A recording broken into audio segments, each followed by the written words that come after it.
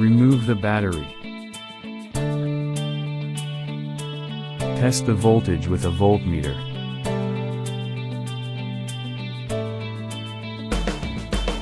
Record voltage data and provide it to after-sales service.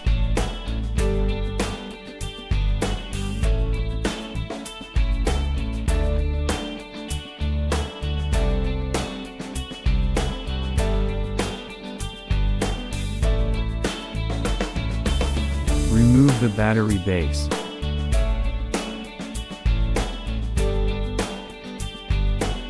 Check whether the internal interface is loose.